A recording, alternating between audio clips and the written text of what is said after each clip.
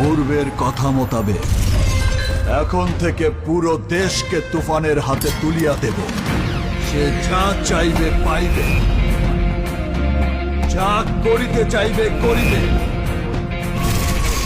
তাহাকে কোনো কিছুতেই বাধা দেয়ার এখতিয়ার কেউ রাখিতে পারিবে না।